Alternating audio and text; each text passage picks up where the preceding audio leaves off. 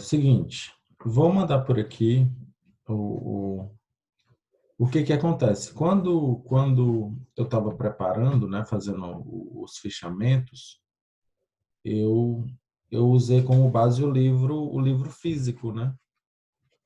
Só que eu percebi depois, eu vim perceber ontem à noite que aquele arquivo PDF não tem o texto todo, né? Então tem um outro arquivo que tem a continuação, né? Aquele primeiro arquivo que eu mandei, ele termina no meio do capítulo 6, aí fica faltando outra parte do capítulo 6 e o capítulo 7 todo, né? Mas eu tenho esse arquivo, eu vou mandar aqui para vocês e vou mandar no link por e-mail também, tá? Deixa eu mandar logo os dois arquivos, que aí...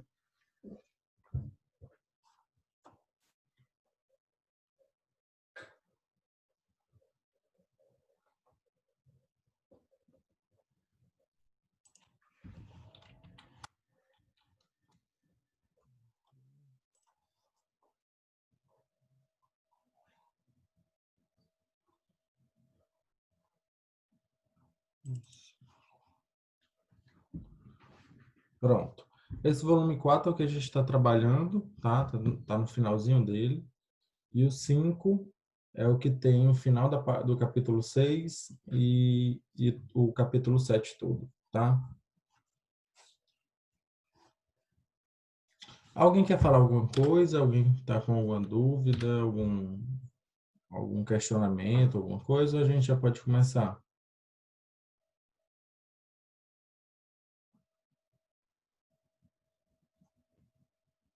Beleza, né?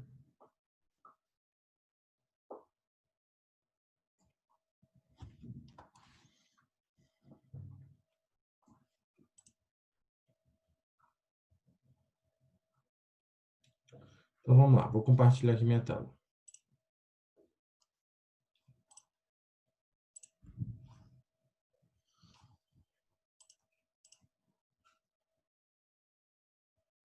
Sim, sim. É, Glazielli, né? Sim, a gravação. É porque eu ia mandar ontem à noite, o e-mail com a gravação de ontem, mas aí eu preferi esperar e mandar com a de hoje também, já manda tudo e já tem acesso a todos os arquivos, né? Mas hoje, até o final do dia, eu devo estar mandando tudo isso por e-mail, tá? Na verdade, eu mando o link do OneDrive, né, que vocês têm acesso às pastas com todas as gravações de tanto do módulo 1 quanto do módulo 2. Então, vai ficar lá na nuvem para quem quiser baixar, quiser compartilhar, fica lá, tá?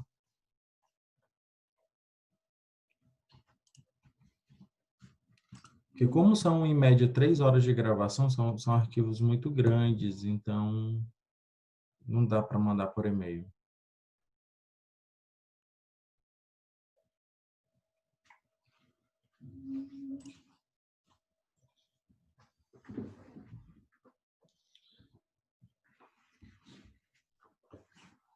Então vamos lá, pessoal.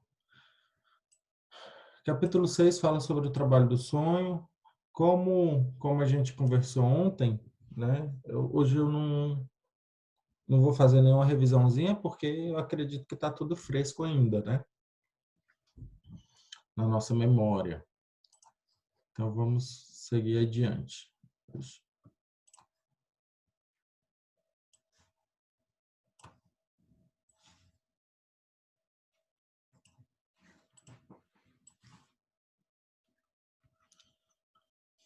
Todas as tentativas até hoje feitas para solucionar o problema dos sonhos têm lidado diretamente com o seu conteúdo manifesto, tal como se apresenta em nossa memória.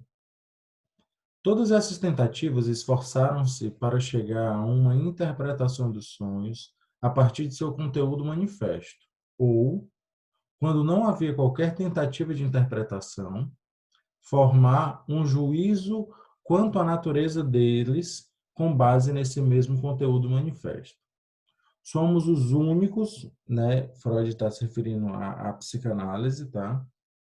a levar algo mais em conta. Introduzimos uma nova classe de material psíquico entre o conteúdo manifesto dos sonhos e as conclusões de nossa investigação, a saber, seu conteúdo latente, ou, como dizemos, os pensamentos do sonho, obtidos por meio de nosso método. É desses pensamentos do sonho e não do conteúdo manifesto de um sonho que depreendemos seu sentido. Estamos, portanto, diante de uma nova tarefa que não tinha existência prévia, ou seja, a tarefa de investigar as relações entre o conteúdo manifesto dos sonhos e os pensamentos oníricos latentes, e de desvendar os processos pelos quais esses últimos se transformaram naquele.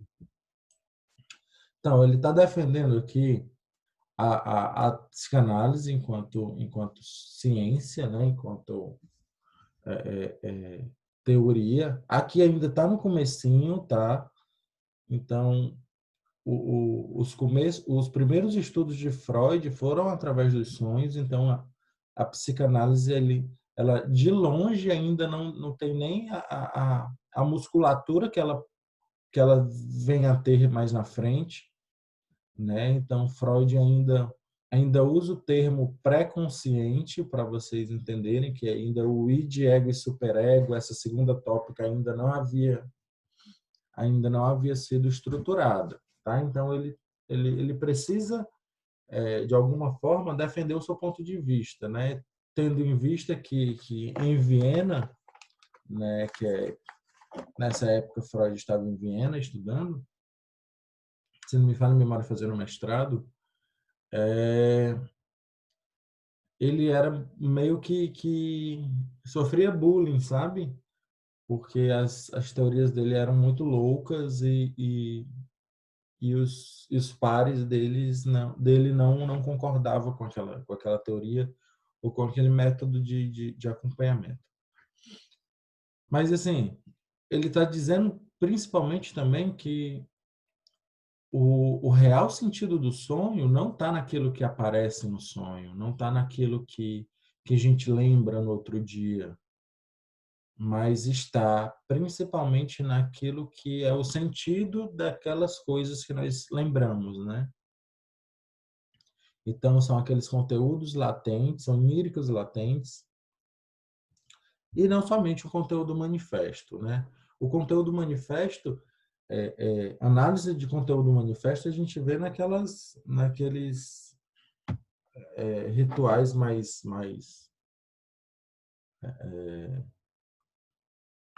esotéricos, né? Sonhou com leão, é isso, sonhou com ovelha, é isso, sonhou com rato, enfim. Então, isso é análise de conteúdo manifesto. Mas a psicanálise, ela trabalha com a análise do conteúdo latente, conteúdo onírico latente.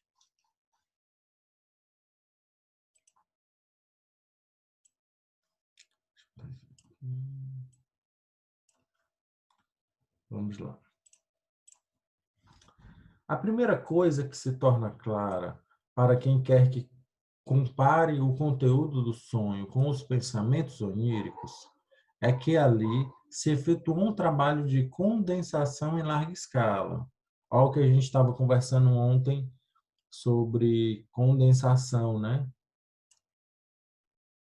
Os sonhos são curtos, insuficientes e lacônicos em comparação com a gama e riqueza de pensamentos oníricos. Se um sonho for escrito, talvez ocupe meia página. A análise que expõe os pensamentos oníricos subjacentes a ele poderá ocupar 6, 8 ou 12 vezes mais espaço. Então, usando aquele mesmo termo, né, o mesmo conceito da química, né, o condensar, o colocar muita coisa em pouco espaço. Né? E aqui Freud traz esse conceito de condensação de conteúdo quando se referindo à nossa memória. Então, às vezes, Temos aquela sensação de que passamos a noite inteira sonhando, mas só lembramos de uma pequena parte, né? Então, isso não deixa de ser uma espécie de condensação, tá?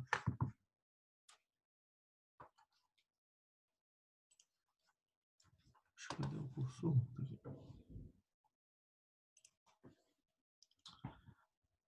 Há uma resposta que, à primeira vista, parece extremamente plausível ao argumento de que a grande desproporção entre o conteúdo do sonho e os pensamentos do sonho implica que o material psíquico passou por um extenso processo de condensação no curso da formação do sonho.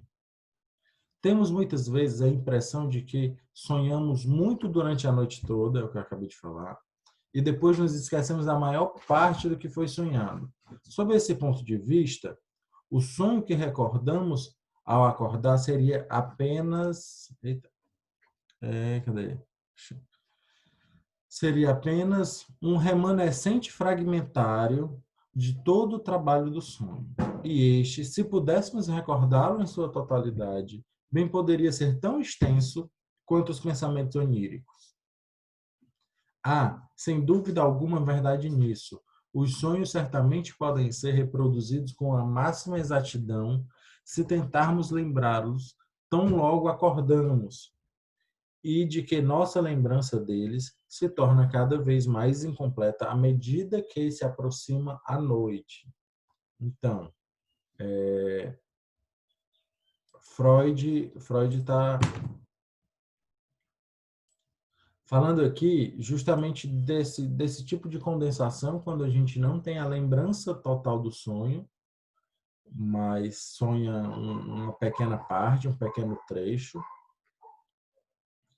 e principalmente que o melhor momento para lembrarmos do sonho é logo quando acordamos, porque segundo Freud, quanto mais se aproxima a noite, menor é essa possibilidade de lembrar, que é como se talvez o corpo já tivesse trabalhando e elaborando um novo sonho, né? Não sei, mas ele deixa essa orientação aqui.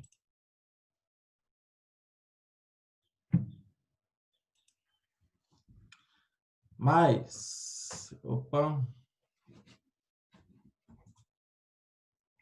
poderíamos dizer que com o tempo se condense ainda mais essas informações, com o passar do tempo depois do sonho?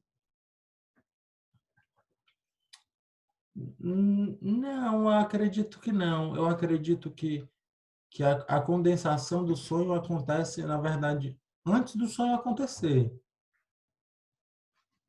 Depois, não. Depois entra uma questão de memória mesmo, e não de produção de sonho.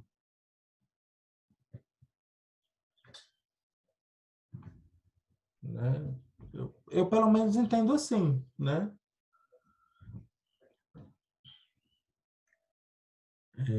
Mas vamos lá.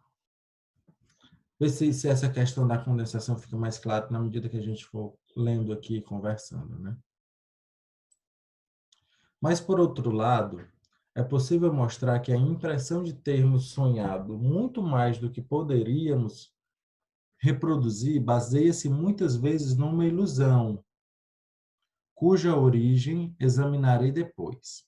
Além disso, a hipótese de que a condensação ocorre durante o trabalho do sonho não é afetada pela possibilidade de os sonhos serem esquecidos. Ó, o fato de condensar não quer dizer necessariamente que esteja diretamente relacionado ao fato do sonho ser esquecido. Uma vez que a correção dessa hipótese é comprovada pela quantidade de representações que se relacionam com cada fragmento individual retido do sonho. Mesmo supondo que grande parte do sonho tenha escapado à lembrança, isso pode apenas ter impedido que tivéssemos acesso a outro grupo de pensamentos do sonho. e não há justificativa para supor que os fragmentos perdidos do sonho teriam relação com os mesmos pensamentos que já obtivemos a partir dos fragmentos do sonho que sobreviveram. Então, quando lembramos, eu acredito de verdade que a nossa mente, que o nosso aparelho psíquico, que ele é perfeito para todas as pessoas, né? Logo, na psicanálise não se tem um entendimento da doença, né? E sim do sintoma, porque não existe uma doença, existe um modo de funcionar, existe uma forma de pensar, né? Logo, uma estrutura não é uma doença, né? Um método não é uma doença. Então, eu penso que quando nós lembramos somente trecho do sonho, é porque, de alguma forma, além da condensação desse sonho, além de todos os, os mecanismos de defesa que estão representados no sonho, que o sonho se utiliza para modificar os elementos e trazer essa satisfação do desejo, eu acredito de verdade que, se nós não lembramos, é porque talvez nos cause um certo grau de sofrimento, né? E por isso, esse mesmo com o superego enfraquecido durante o sono, mesmo com o sonho sendo elaborado, aquela questão toda, ainda assim são conteúdos muito íntimos que causam um certo nível de sofrimento e que, mesmo com todas essas barreiras enfraquecidas, essa castração enfraquecida, essa censura enfraquecida, ainda assim é um conteúdo que neste momento ainda deve ser mantido recalcado, né? Eu acredito dessa forma. Assim, é bem parecido com tudo isso que Freud está falando, né?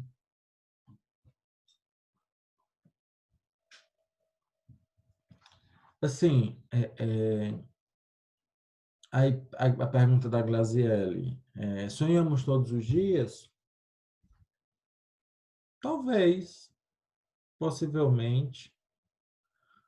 Porque, assim, o fato de não lembrarmos do sonho não quer dizer que o sonho não tenha acontecido e que o objetivo dele de satisfação de desejo não tenha sido realizado. Então, por outro lado, se não lembramos, teoricamente ele também não aconteceu. É, é, vou até dar uma parafraseada no conceito do direito criminal, né? Que se não tem corpo, não tem crime. Então, por outro lado, se eu não tenho a lembrança do sonho, talvez esse sonho também não tenha acontecido, né? Então, podemos ter os dois olhares. Marina, conheço pessoas que dizem que nunca se lembram dos sonhos. Eu sou um desses. Eu acordo com a sensação de ter sonhado, mas eu não me lembro do sonho. Então, de fato, não,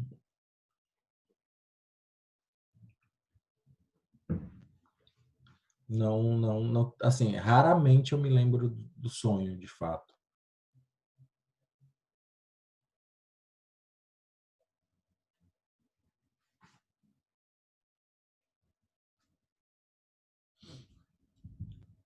Hum. Glazielli, nunca lembrar e não ter a sensação de ter sonhado, então talvez você de fato não tenha sonhado. Então, porque assim, é muito complicado a gente analisar elementos com a perspectiva científica de coisas que não são tangíveis, né? Então, é no mínimo um desafio muito ingrato, né? Você analisar a partir de um olhar científico, técnico, empírico, né, que a ciência exige, elementos que não se tem, não se tem esse tipo de elemento. Então, é bem complicado. E se é complicado hoje, imagine para Freud naquela época, né?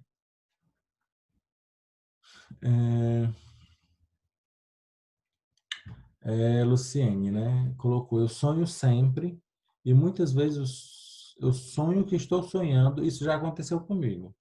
E me questiono no próprio sonho porque eu estou sonhando aquilo. Vixe, tá analisando o próprio sonho no sonho. Eita, isso é muito desejo de ser psicanalista, viu? É,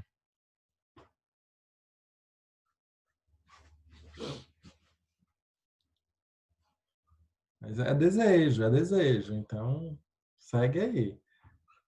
Beleza?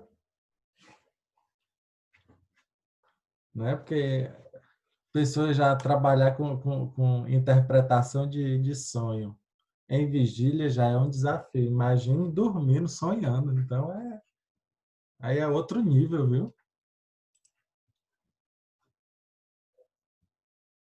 Bom dia, Josiane. Vamos lá, vamos seguir adiante.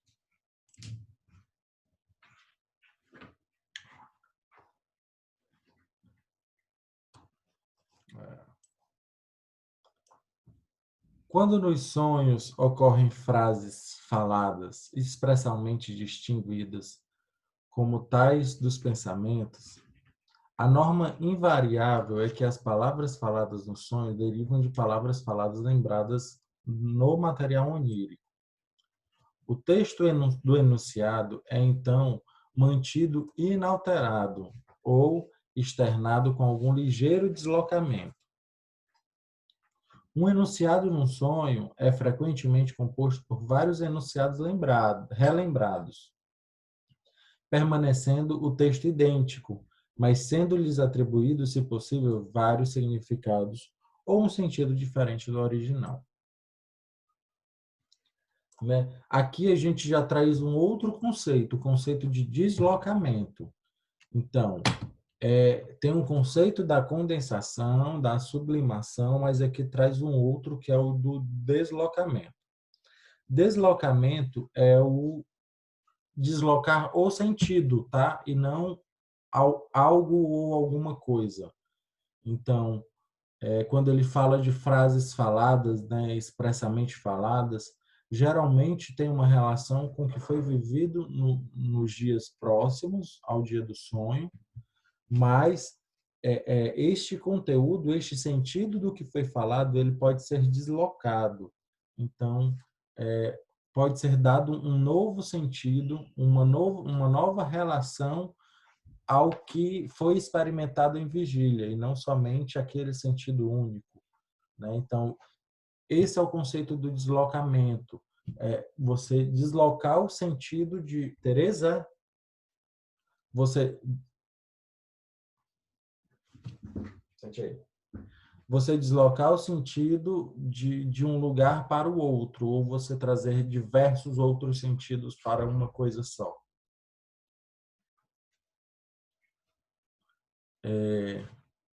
O que é claramente a essência dos pensamentos do sonho. Não precisa, de modo algum, ser representado no sonho. O sonho tem, por assim dizer, uma concentração diferente dos pensamentos oníricos. Seu conteúdo tem elementos diferentes como ponto central. Então, a essência do sonho é exatamente esse deslocamento, essa mudança dos conteúdos, essa possibilidade infinita e ilimitada, né? E de representações nesse sonho. Logo, a concentração desses pensamentos, né, desses elementos oníricos, desse conteúdo latente, pode ter um conteúdo, pode ter seu sentido completamente diferente do ponto central ou daquele ponto que se liga a esse conteúdo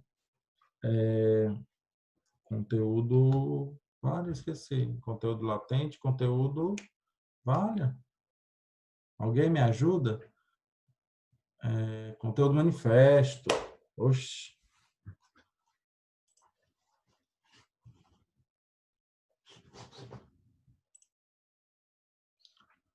Portanto, parece plausível supor que, no trabalho do sonho, está em uma ação uma força psíquica que, por um lado, despoja os elementos com um alto valor psíquico de sua intensidade e, por outro, por meio da sobredeterminação, cria, a partir de elementos de baixo valor psíquico, novos valores que depois penetram no conteúdo do sonho.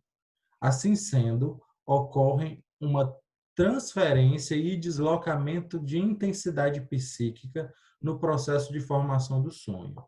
E é como resultado destes que se verifica a diferença entre o texto do conteúdo do sonho e os pensamentos do sonho. O processo que estamos aqui presumindo é nada menos do que a parcela essencial do trabalho do sonho, merecendo ser descrito como o deslocamento do sonho. O deslocamento do sonho e a condensação do sonho são os dois fatores determinantes cuja atividade podemos, em essência, atribuir à forma assumida pelos sonhos. Então, que diabo é isso aqui, Diego? Vamos lá. Lembra que lá no começo, Freud falou que o sonho ele tem duas forças, né? Duas instâncias, na verdade, que ele usa lá na frente o termo instância e aqui usa força. Né? Que essa primeira instância, que é uma instância inconsciente, quer, de toda forma, satisfazer esse desejo que está latente. E uma outra força, que trabalha em sentido oposto, quer também, de alguma forma, satisfazer esse desejo, mas não necessariamente com toda essa intensidade. Então, esses elementos eles precisam ser modificados para que esse desejo seja realizado e não cause sofrimento ou não cause neurose. Aqui, Freud já está falando de força psíquica, né? Então, nas instâncias seria o inconsciente e o superego, tá? Trabalhando nesse caminho oposto. E essa força psíquica, a gente pode também fazer essa mesma associação com id e superego. Então, o id, ele quer trazer elementos com o máximo valor psíquico possível, com toda a intensidade possível. Enquanto o superego quer trazer esses elementos com o menor valor psíquico possível, com a menor intensidade possível. E é isso que faz o deslocamento dos sentidos dos elementos do sonho, dos elementos oníricos, e também causa a condensação do sonho, tá? Desses conteúdos oníricos no sonho. Beleza até aqui? Tranquilo? Manda aí um show de bola, certo? Opa, já somos 19, que maravilha. Bem-vindo ao pessoal que chegou depois, tá? Que eu não falei.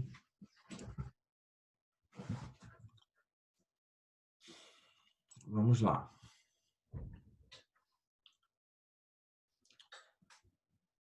Não penso tampouco que teremos qualquer dificuldade em reconhecer a força psíquica que se manifesta nos fatos do deslocamento do sonho.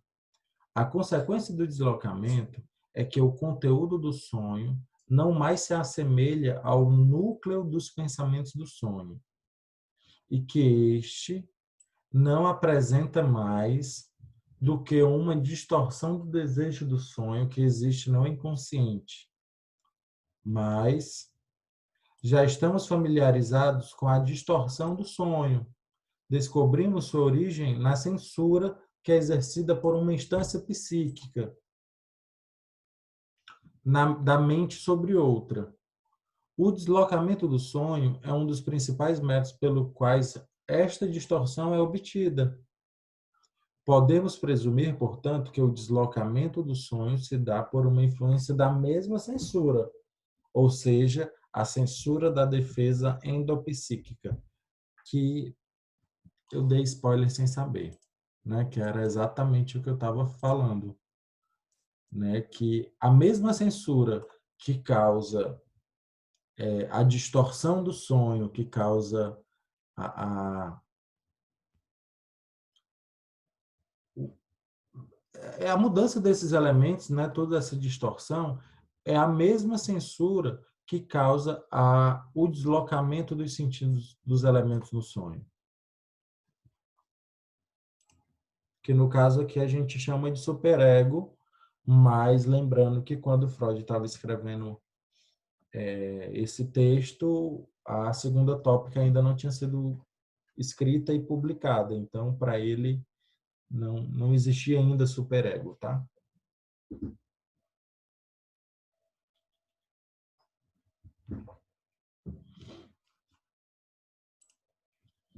Mas podemos enunciar provisoriamente uma segunda condição de que deve ser atendida pelos elementos dos pensamentos do sonho que penetram no sonho.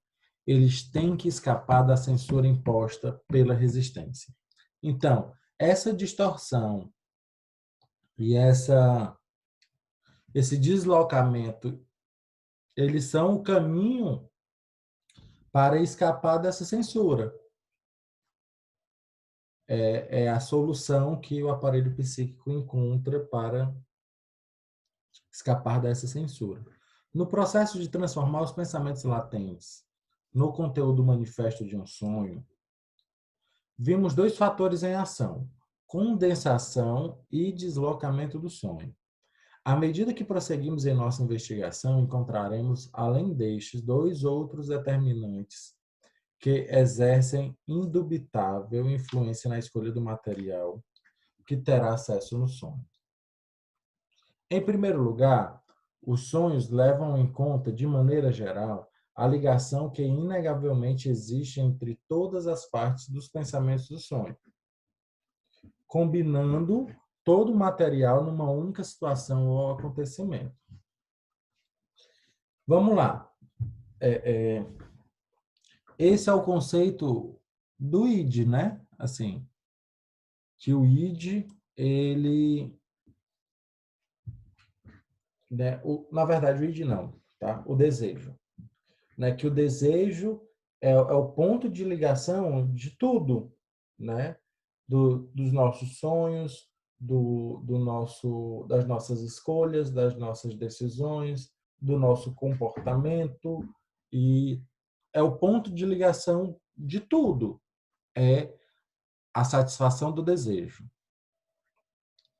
Logo, no sonho, se o sonho ele tem o mesmo objetivo, que é satisfazer o desejo, então, de maneira geral, a ligação que inegavelmente existe de todas as partes do sonho, então, em um sonho existe um ponto de ligação que liga todos os elementos a um determinado ponto, a uma determinada satisfação de um determinado desejo. O não parece existir no que diz respeito aos sonhos. Eles mostram uma preferência particular por combinar os contrários. Os contrários numa unidade ou por representá-los como uma só coisa. Os sonhos se sentem livres, além disso, para representar qualquer elemento por seu oposto imaginário, de modo que não há maneira de decidir à primeira vista se qualquer elemento que admita um contrário está presente nos pensamentos do sonho como positivo ou negativo. Então, levando em consideração que no sonho tudo pode e tudo é permitido, e esse não existe no mundo dos sonhos, né? E pessoas podem virar coisas e coisas podem virar pessoas, né? Não há maneira de decidir se qualquer elemento que está presente no sonho pode ser positivo ou negativo. Mas o que se pode dizer é que todo e qualquer elemento que está presente nesse sonho está ligado a esse ponto que liga todas as coisas, que é a satisfação do desejo.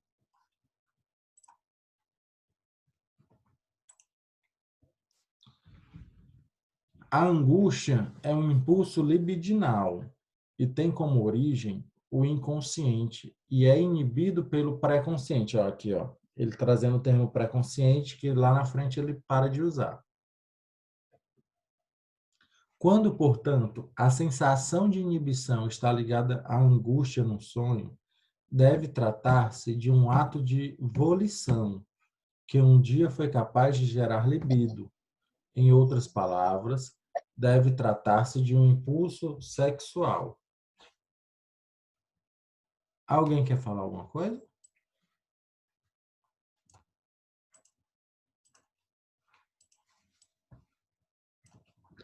Então, a angústia, então, mesmo os sonhos que causam angústia, que causam sofrimento, esse impulso, né, a angústia, ele é um impulso libidinal, logo é um impulso sexual, logo trata-se de satisfação de desejo. Beleza? Bom dia, Tainá.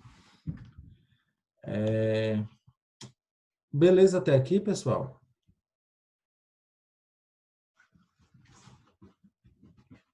Não tá falando contigo não, Tereza. Sai.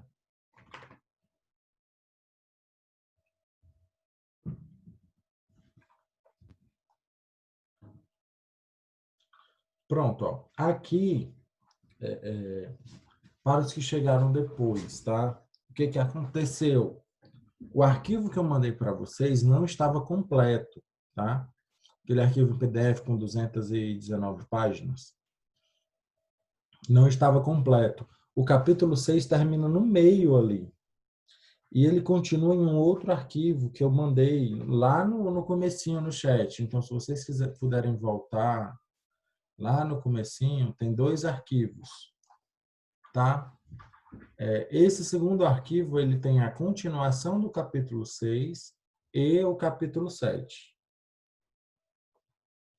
Quem entra depois tem acesso ao começo da conversa, aos bons dias lá no começo ou não? Só para me saber. Não tem, né? Não Então, tenho a menor ideia, porque eu não sei, eu estou no telefone celular, eu não sei olhar o chat.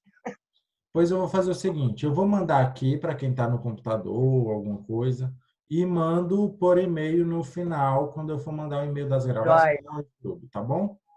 Obrigada, querida. Então,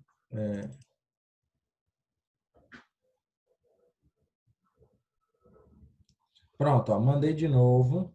Esse é a continuação daquele primeiro arquivo que todos já devem ter, eu acho.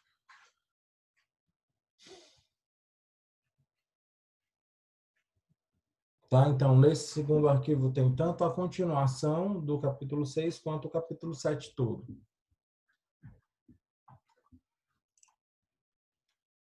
Aí eu fiz aqui essa separação, botei aqui parte 2 para me entender que a partir de agora já é no arquivo, no outro arquivo, no segundo arquivo. Eu mandei no chat. Não chegou? Há 1 minuto atrás ele foi. Chegou sim. Chegou, né? Obrigado, Lucinho.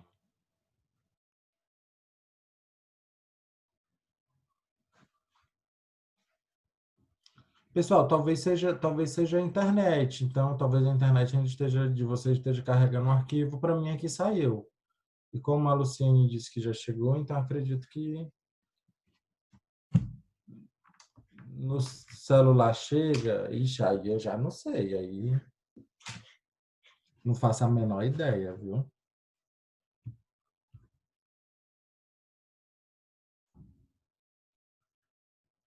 Mas assim, no, na pior das hipóteses, eu vou mandar para vocês ainda hoje, junto com o material de ontem, tudo. Os certificados de ontem eu já mandei, tá?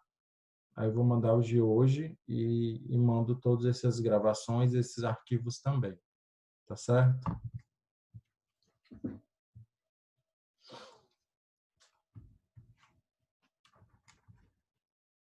Tereza, deixa de ser carente, mulher. Senta aí.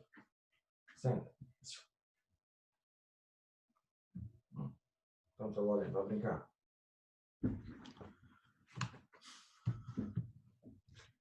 Vamos lá.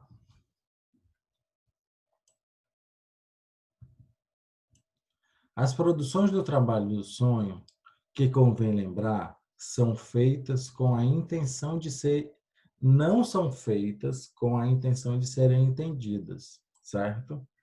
Então, o sonho que a gente lembra, a gente não lembra porque existe uma intenção de ser entendido. A gente lembra porque ele não nos causa sofrimento. Então, não é. Ou se causa sofrimento, é um sofrimento superável, tolerável, tá? Mas não necessariamente precisa de interpretação ou precisa de entendimento, né? O objetivo do sonho é satisfazer o desejo. E entendo que o sonho ele sempre busca essa satisfação do desejo. Então, teoricamente, esse desejo está sendo satisfeito, né? Devemos restringir-nos aqui a assinalar que a representação por símbolos encontra-se entre os métodos indiretos de representação, mas que todo tipo de indicações nos adverte contra englobá-las como outras formas de representação indireta, sem que sejamos capazes de formar um quadro conceitual claro de suas características distintivas.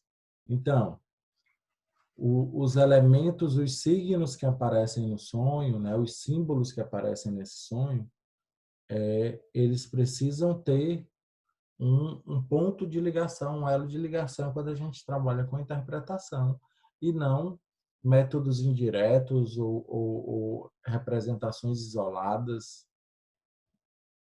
Eu acredito, bem isso, tá?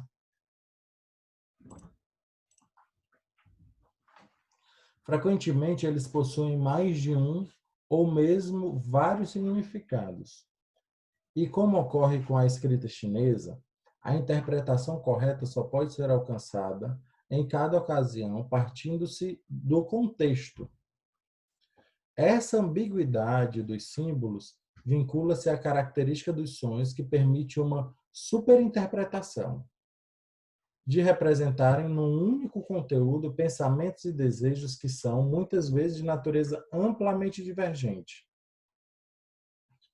Isso também é o deslocamento, né? Então, um só elemento, um só conteúdo, né? Um só símbolo pode ter diversos sentidos e diversas interpretações partindo do contexto, partindo do que esse contexto, esse ponto, como eu já disse, esse elo que liga todos os elementos, é a satisfação de um determinado desejo. Observem que aqui a numeração da página mudou, tá? É porque como é um arquivo novo, então a numeração da página também muda, tá?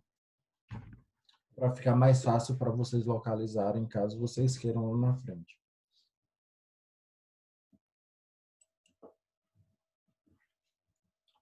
Nenhuma outra pulsão é submetida, desde a infância, a tanta supressão quanto a pulsão sexual. Com seus numerosos componentes, De nenhuma outra pulsão restam tantos e tão poderosos desejos inconscientes, prontos a produzir sonhos no estado de sono. Ao interpretarmos os sonhos, nunca nos devemos esquecer da importância dos complexos sexuais, embora devamos, é claro, evitar o exagero de lhes atribuir importância exclusiva. E o povo ainda diz que Freud era pervertido porque tudo era sexo, né? Ele aqui está dizendo que, olha, calma aí, tem cuidado com o exagero, que apesar da pulsão sexual ela estar presente em tudo, por ter sido a mais reprimida, né? Ela não pode exagerar e atribuir somente a ela questões questões de interpretação e elementos oníricos, né? Beleza?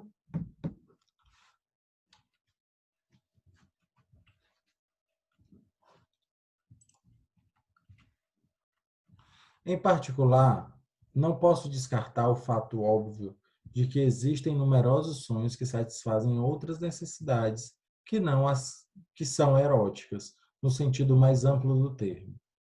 Os sonhos como a fome, os sonhos com a fome e a sede, os sonhos de conveniência, etc.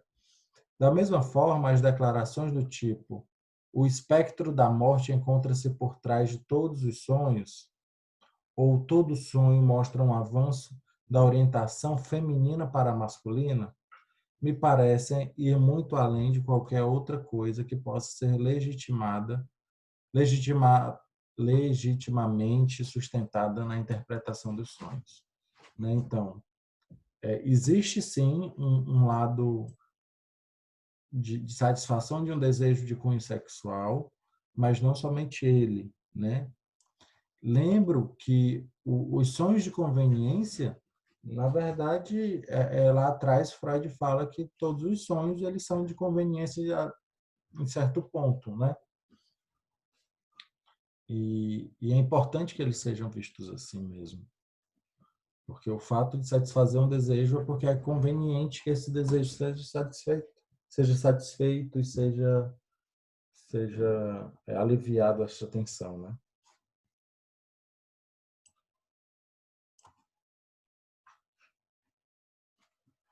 A asserção de que todos os sonhos exigem uma interpretação sexual contra a qual os críticos se enfurecem de modo tão incessante não ocorre em parte alguma na minha esse aí não sei o que é não, a interpretação dos sonhos. Não se encontra em nenhuma das numerosas edições desse livro e está em evidente contradição com outros pontos de vista nele expressos. Certo? Então, a ideia da interpretação dos sonhos não é trazer uma conotação puramente sexual para os sonhos, muito pelo contrário. Na verdade, pouco se fala de conteúdo erótico e de conteúdo sexual nesta obra. Diferente de em outras, óbvio, né? Tem outras que é só desejo, é só libido, é só, né, conteúdos sexuais, mas pelo menos aqui não.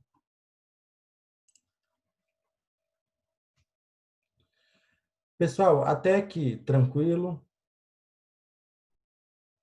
A gente está literalmente caminhando para o fim, está bem pertinho, só falta agora o capítulo 7.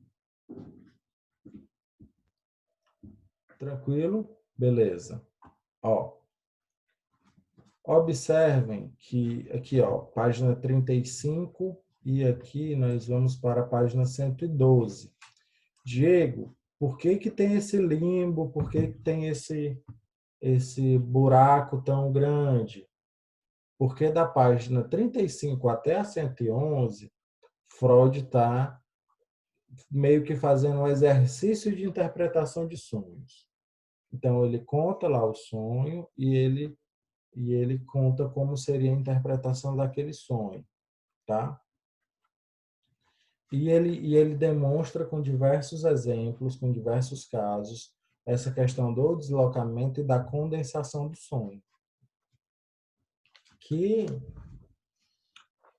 se de fato a gente fosse trazer todos os sonhos, a gente ia sair daqui em 2022, né? Mas, e assim, também não é o objetivo, tá? Por isso que tem esse salto tão grande. Mas ele traz exemplos, por exemplo, de sonho onde o órgão sexual masculino é representado por edifícios, e o feminino como paisagens, sabe, com montanhas e tal. Então, existe esses. É importante vocês lerem, tá? É uma leitura interessante. Mas aqui para o grupo, de fato, eu acho que não seria algo muito assertivo, não seria inteligente trazer. Beleza?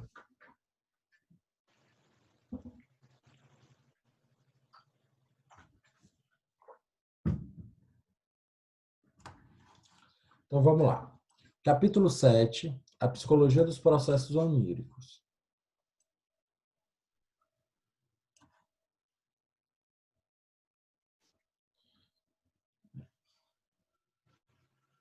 Pessoal, como ninguém está perguntando aqui, eu estou entendendo que tá tudo de boa mesmo, viu? Tá tranquilo, então eu vou seguindo, beleza? Resumamos. Os principais resultados da nossa investigação até onde ela nos levou. Os sonhos são atos psíquicos tão importantes quanto quaisquer outros. A sua força propulsora é, na totalidade dos casos, um desejo que busca realizar-se. O fato de não serem reconhecíveis como desejos, bem como as suas múltiplas peculiaridades e absurdos, devem-se à influência da censura psíquica que foram submetidos durante esse processo de sua formação. A parte, a necessidade de fugir a esta censura, outros fatores que contribuíram para a sua formação foram exigência de condensação de seu material psíquico. A condensação, a sua representatividade... Eita, Teresa, espera aí.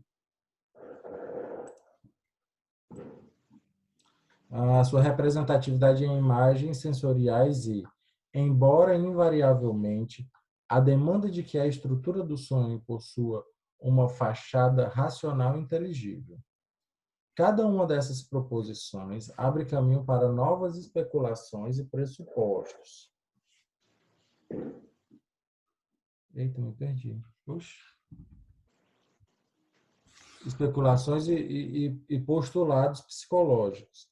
A relação recíproca entre o desejo, que é a força propulsora do sonho, e as 4 condições que está sujeito de sua formação, bem como as inter-relações entre essas condições, precisam ser investigadas e cabe assinalar o lugar dos sonhos na concatenação da vida anímica. Freud aqui fez um resumão de tudo aquilo, né? Então, a força propulsora do sonho é o desejo. Existe uma força contrária que é a censura, e que para burlar essa censura é necessário que seja condensado alguns elementos, que seja deslocado alguns elementos e que sejam distorcidos alguns elementos para que o objetivo, que é a satisfação do desejo, se conclua. Basicamente é isso.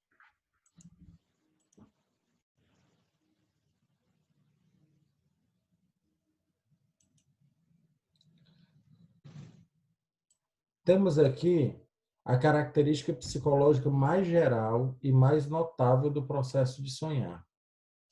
Um pensamento, geralmente um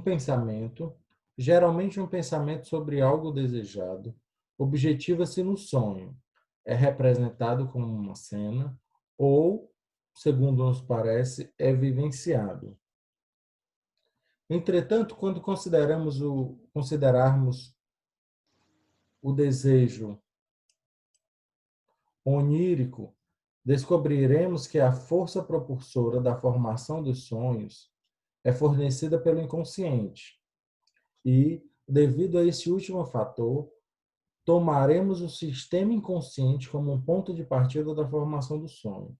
Como todas as outras estruturas de pensamento, esse instigador do sonho se esforçará por avançar para aqui no caso, pré-consciente, e a partir daí ganhar acesso à consciência. Só que aqui, a gente Tereza, a gente dando a atualizada por conta da segunda tópica, então, continuamos sim que o ponto de partida da formação do sonho é o inconsciente. O sonho tem que se esforçar para avançar por conta dos elementos do superego e, a partir daí, ter acesso à consciência, ao ego, e isso ser vivenciado, tá?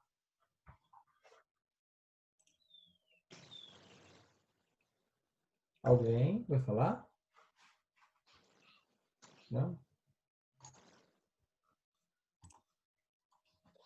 Deve-se pressupor que o inconsciente é a base geral da vida psíquica.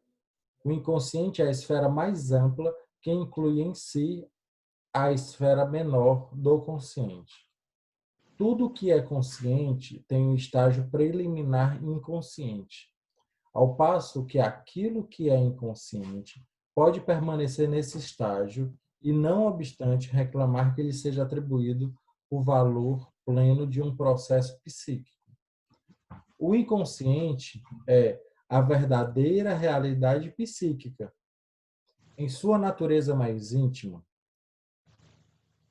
ele nos é tão desconhecido quanto a realidade do mundo externo e é tão incompletamente apresentado pelos dados da consciência quanto o é no mundo externo pelas comunicações de nossos órgãos sensoriais. Então, o inconsciente, aqui ele já começa a dar uma melhorada e como é que eu posso dizer, uma aprofundada nos conceitos do aparelho psíquico mesmo, né? Então, o inconsciente, ele é exatamente isso, sabe? Ele é a base geral da vida psíquica. Quando a psicanálise se propõe a trabalhar com esses elementos do inconsciente, é porque ela está se propondo a trabalhar com essa base geral da vida, né? Com esse alicerce de tudo que cerca.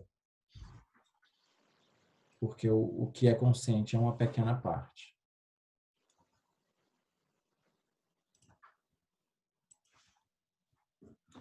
Tal problema não persiste quando o sonho é reconhecido como uma forma de expressão de emoções que se encontram sob a pressão da resistência durante o dia, mas que puderam, durante a noite, achar reforço nas fontes de excitação situadas nas camadas profundas.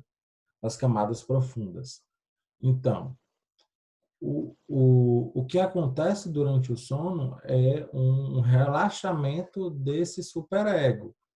Logo, né, permite-se que esses conteúdos inconscientes eles sejam mais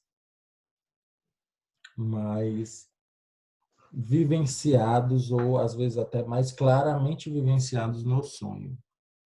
Beleza? Aqui, por minha conta, eu achei interessante fazer um link com o princípio do prazer e desprazer, né? Quando Freud fala que o nascimento ele é a primeira experiência de desprazer, né? A primeira experiência de angústia, E o ser amamentado é a primeira experiência de prazer. E a partir dessas duas primeiras experiências de prazer e desprazer, é que a nossa vida vai ser constituída. Então, sempre buscaremos aquela primeira experiência de prazer, aquele prazer inicial, que é utópico, que é assim, que foi vivenciado, mas que nunca mais será atingido. E da mesma forma o desprazer. O desprazer da angústia do ter saído do útero, da proteção e aquela questão toda, também é um outro, como é que eu posso dizer?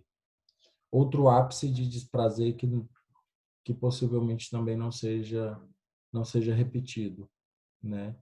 Que é a clara expressão e o exemplo das pulsões de vida e pulsão de morte. Beleza?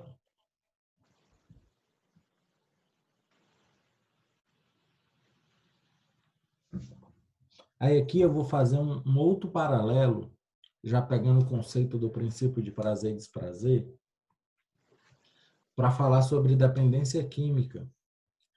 É o mesmo que acontece na dependência química no uso de substâncias.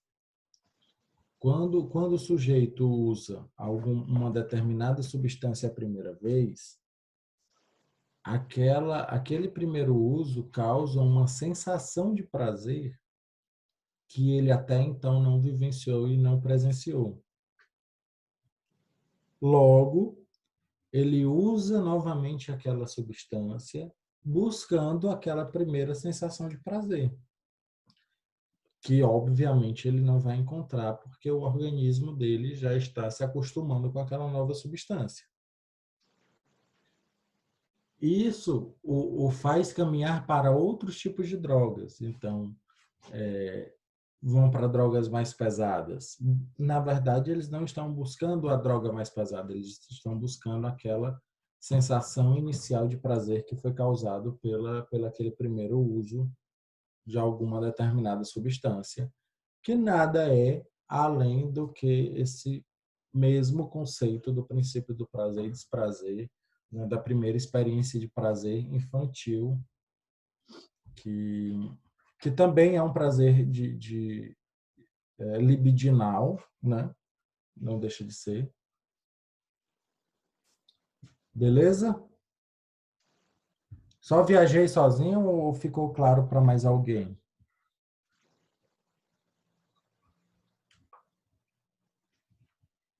Para mim, claríssimo. Oi, Mariana, tudo bom? Tô quietinha aqui, mas tô te ouvindo. Ah, beleza.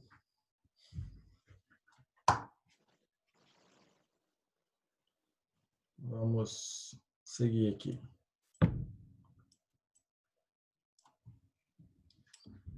A realidade psíquica é uma forma especial de existência que não deve ser confundida com a realidade material. Portanto, não parece haver justificativa para uma relutância das pessoas em aceitarem a responsabilidade pela imoralidade dos seus sonhos. O que acontece? As pessoas ainda têm dificuldade de assumir, né, que sonhou algo muito pesado, imoral, né, vamos usar o termo que Freud usa, né? Mas a realidade psíquica ela é totalmente diferente do que acontece na realidade.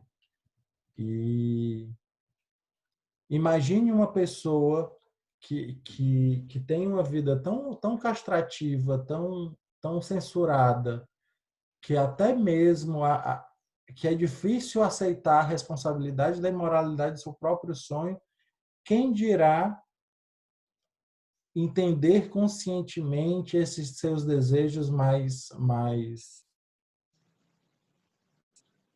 libidinosos, vamos chamar assim, né? Então, Se até o sonho, ela em consciência, em vigília, ela tenta recalcar, ela tenta censurar, imagine o desejo real, né? Se ele viesse apresentado da forma mais clara possível.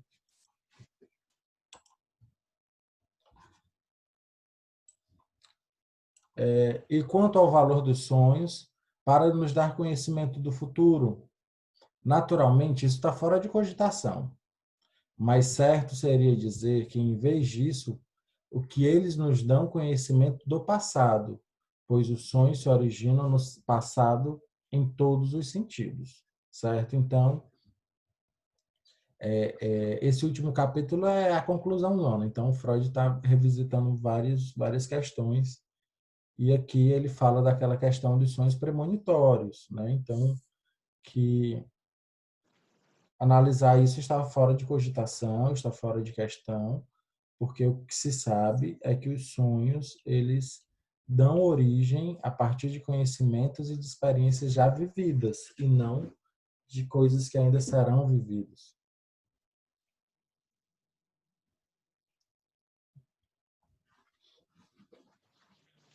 Pois é, Tainá, tem isso também, né? Eu sonhei com você, né? Mas, às vezes nem sonha, né? E só usa isso como pretexto, né? Para puxar assunto. E também acontece.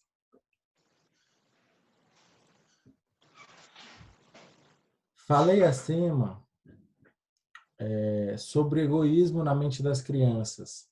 E posso agora acrescentar como sugestão de uma possível ligação entre os dois fatos, que os sonhos têm a mesma característica.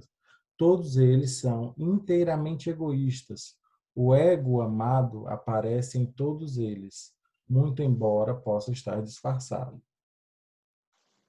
Né? Então, sobre esse egoísmo infantil, né, das crianças, é justamente porque elas ainda não passaram pelo processo de castração lá do complexo de Édipo, logo, elas são egoístas e elas só têm interesse em satisfazer o seu próprio desejo, tá? Que é o Édipo que dá uma organizada nisso aí. E é isso, pessoal. Olha aí, batemos o recorde. Deixa eu encerrar aqui. Queria de verdade agradecer a vocês, tá? Esse módulo de interpretação dos sonhos foi, eu achei muito rico mesmo. Quem teve a oportunidade de participar do módulo 1, ele é bem mais profundo mesmo, né? E eu achei espetacular. Queria realmente agradecer a vocês, né? Em pleno domingo de manhã, tão cedo, né? Está aqui. Eu acho que ainda estou meio com cara de sono também, mas já queria deixar o convite para quem ainda não fez a inscrição do treinamento, né, dos princípios fundamentais da psicanálise. Já vai começar próximo fim de semana, tá? Então vai ser sábado, à tarde e domingo pela manhã. E assim, respondendo aqui algumas perguntas. Graziele, ainda teremos acesso ao módulo 1? Sim, no link que eu mando para acesso às gravações, tem lá as gravações do módulo 1. Então, se você quiser assistir, você vai ter disponível, tá? Aí, por conta desse treinamento que vai acontecer agora, nesse fim de semana, e no fim de semana do dia 3 e 4 de outubro, o módulo 3 só vai começar a partir dele, a partir, eu acho que do fim de semana seguinte, porque eu não tenho a data agora. Mas já está com inscrições para o módulo 3, tá? Que a gente vai trabalhar psicologia das massas e análise do eu. O treinamento ele vai ter uma pegada diferente, tá? Então, ele vai ser numa cara mesmo de treinamento mesmo, sabe? Então, a gente vai trazer alguns estudos de caso, vamos ter algumas outras ferramentas assíncronas para a gente poder discutir esses casos, e não somente online, né, com todo mundo junto. Possivelmente, dependendo da demanda, é possível que tenham outras turmas desse conceitos fundamentais da psicanálise, mas ainda não tenho data. O que eu falei ontem é que eu também estou construindo um outro treinamento, mas esse já com uma pegada um pouco diferente, não somente teórica da psicanálise, mas ela um pouco mais prática e vivencial, que é a psicologia aplicada à saúde e segurança do trabalho, ou melhor, no trabalho, e aplicando os conceitos psicanalíticos nessa nova vertente, nessa nova realidade que a gente está vendo, que são as pessoas com sofrimento psíquico em detrimento do seu trabalho, com N restrições e limitações, né, que esse sofrimento pode estar causando, e como a gente, como profissional de saúde, profissional de psicologia, poderia trabalhar para prevenir esse tipo de sofrimento, né, dentro das organizações. Então, seria a psicologia aplicada à segurança no trabalho. Não somente o uso, tem que usar a bota, tem que usar o capacete, tem que usar a luva. Não, mas e aí? Vamos pensar a nossa saúde mental também, né? E no mais, deixarei vocês informados. Por favor, qualquer dúvida, qualquer lamúria, qualquer angústia, né? Me chama lá no WhatsApp ou no Telegram. A gente bate um papo, a gente conversa e a gente vai, ou me manda e-mail, sinal de fumaça, alguma coisa. Beleza? No mais, pessoal, tenham um ótimo restinho de domingo, né? Nos vemos próximo fim de semana e qualquer coisa é só chamar, tá?